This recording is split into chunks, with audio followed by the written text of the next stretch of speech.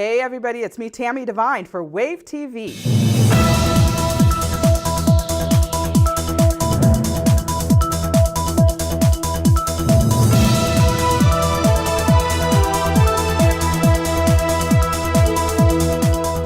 Donald Trump says he wants to make America great again, but some folks here say it's time to make California great again. They formed an organization borrowing from the president's favorite campaign phrase. And with me to discuss is Mike Simpfenderfer with Make California Great Again. Mike, some might say this is the Golden State. What's to make it great again? Isn't it great already? It is, but also, as a lot of people have realized, a lot of the values that are being shown by our political leaders are actually in direct conflict with the direction that the President of the United States was elected to take this country. Like what? Take a look at the immigration. See, everybody says, well, we need to go help. So what do our politicians in California do? They want to take your tax dollars, my tax dollars, put up $10, $11 million to hire lawyers to go fight President Trump. Jerry Brown hired his $25,000 a month lawyer to go fight President Trump. The really sad part about this, where's the leadership that says, you know what, there are a lot of people out there who could become citizens, but we need to help them. The help would be the cost. So I think what happens in these situations is that the people already here, I think that's where the politicians get caught up in the differences with President Trump, is that there are people already here, and if the deportations happen or the travel ban happens and things like that, families get split up. How do you talk about that? You know, the reality is we've allowed people to come in out of hostile countries, countries that are in direct conflict, who want to kill your children and kill my children, whether it's on their soil or our soil. And President Trump has said, time out. We ask far less of people applying for a visa out of Yemen than what we will ask a veteran to give to buy a home. There is really something wrong when we make a veteran go through what they got to go through to get a home loan today, but yet in the countries that are hostile to this country and want to kill us, we're going to have you give some paperwork. Our mayor, Eric Garcetti of Los Angeles, recently received a massive endorsement from the former president of the United States, Barack Obama. And so now, you know, Garcetti is really against the immigration policies of President Trump, wanting to continue to keep LA and California sanctuary cities, sanctuary state. And so, you know, how does that make California great? No, it doesn't. It just allows us to keep doing the status quo.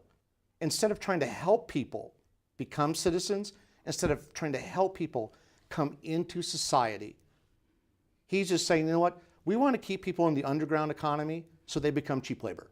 That's Eric Garcetti's position. We're saying that's wrong. You should not be using taxpayer dollars to go hire lawyers. That's nothing more than a slush fund for attorneys. That money should be used to help people. And if we had some real leadership, he'd go out there to businesses and say, the city will put up X amount of dollars. We want you to help raise X amount of dollars. Let's help people get ahead. Let's help people deal with the high cost of applying. And let's do something to help people instead of turning them into political pawns. So the argument is an emotional one, right? Basically that there are poor people coming in from Mexico and from other countries. They're hurting. They just want to do better for themselves and their families. And so they're going to come here any way they possibly can. Exactly. Would you? Would I? Sure. You know, that kind of thing. That's the argument out there. And how do you respond to that? Well, all you got to do is go look at where they're coming from. They're coming from areas where no jobs and violence rules. So if you lived there, what would you do? You would leave, just like many people have. Where we have failed is to have some type of process to bring them into the country where we understand who's coming in and why they're coming in. So instead, we just opened the floodgates, allowed people to come in, and we did a practice of hear no evil, see no evil, speak no evil. And Eric Garcetti wants to continue that. When you have that, what do you have? People living illegally in garages because they can't get an apartment.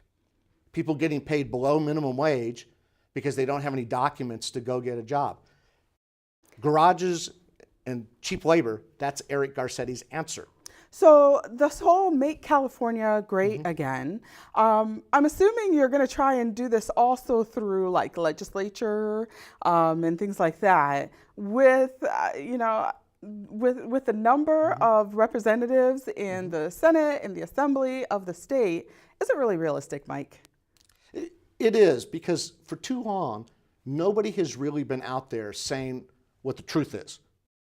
When's the last time somebody challenged the mayor and said, you're for cheap labor and illegal housing because you want the status quo?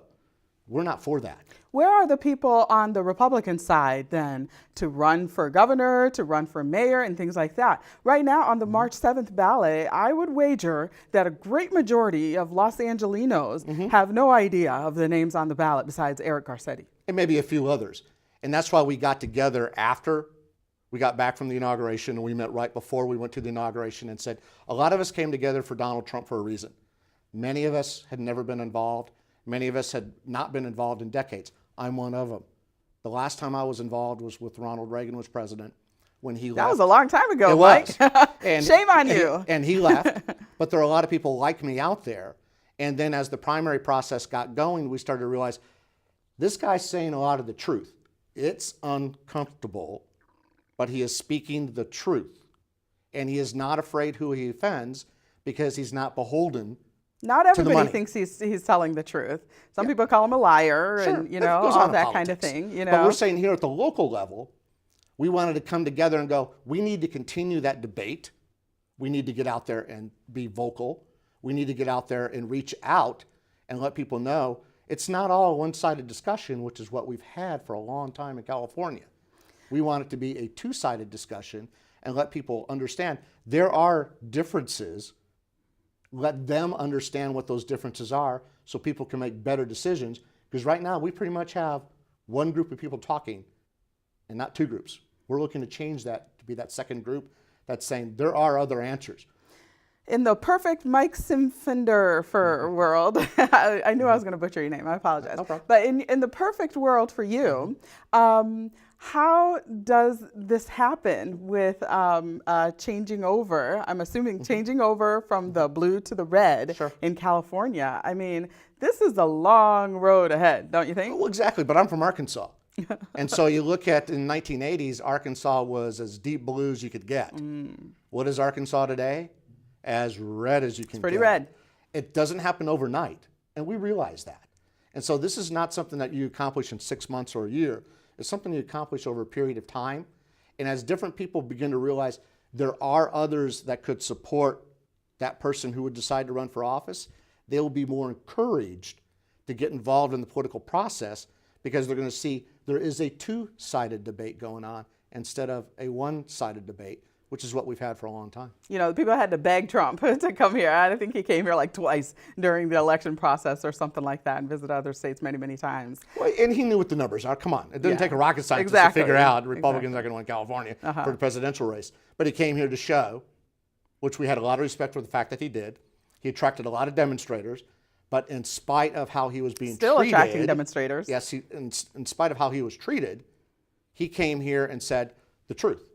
He brought in the people from Operation Remembrance who presented the information about their loved ones who were slaughtered by people who were here wrongly and illegally, and then they lost a family member. That takes a lot of leadership to be able to do something like that. So you're coming from the perspective of that there's another side to the story of illegal immigration, that people's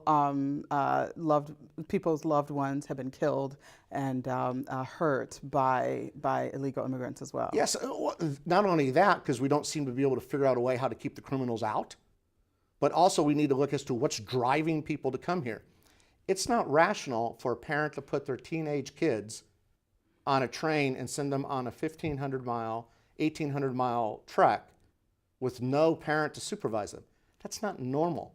And the minute that we understand why people are doing that and then do something about stopping that, and then at the same time making it abundantly clear, you can put your family member and send them 1,800 miles. By the way, when they get there, they're not going to get through because we're going to have a wall to stop them, and we're going to have the right size of the law enforcement to enforce the borders which is what we haven't had.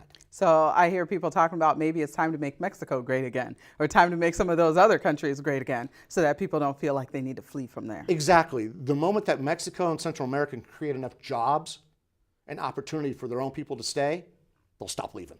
All right. Thank you so much for talking with me, Mike. I really appreciate you taking the time. No problem. Thank you. All right. Take care. And that's it for now here on Wave TV. Many more segments are available for your viewing pleasure right now on wavenewspapers.com. I'm Tami DeVine.